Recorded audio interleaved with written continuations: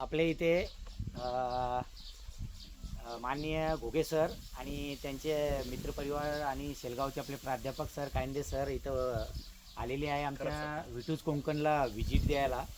तर मी त्यांना विचारू इच्छितो की सर तुम्हाला आमच्या जे फार्म हाऊस बघून काय वाटलं आणि थोडीशी प्रतिक्रिया काय तुम्ही जालना शहरासाठी सांगाल ते दोन शब्दामध्ये सांगा. नक्कीच सर, विटूज कोकण याला आज भेट दिली. आज हा रिसॉर्ट पाहून घर असावे घरासारखे नको तो नुसत्या भिंती, तिथे असावा प्रेम जिव्हाळा नको तो नुसती नाती. यामध्ये प्रेम, वात्सल्य, स्नेह, माया आणि या दोन आमच्या विनोदचे खूप मेहनत, प्रचंड मेहनत आहे, इच्छाशक्ती आहे.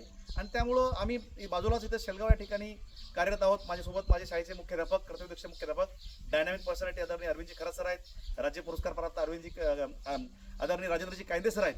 खरं म्हणजे आम्ही सहजतेनं विनोद सर, दोन्ही विनोद मला सातत्याने या ठिकाणी बोलत होते. पण आज या ठिकाणी आल्यानंतर आम्हाला खूप समाधान वाटलं, आपल्या कुटुंबात आल्यासारखं वाटलं.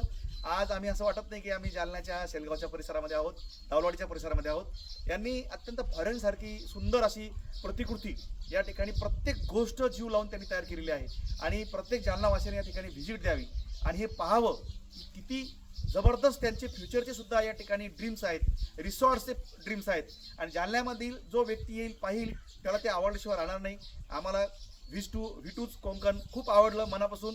असं वाटतं की इथून जाऊ नये. खरं म्हणजे चिमण्यांचा आवाज, पाखरांचा आवाज किती दिवसानंतर आम्ही ऐकतोय. या ठिकाणची ग्रीनरी जी आहे, छोट्या छोट्या गोष्टीमध्ये हा जो रत्नागिरीचा दगड आहे, एका दगडाचं 25 किलो वजन आहे.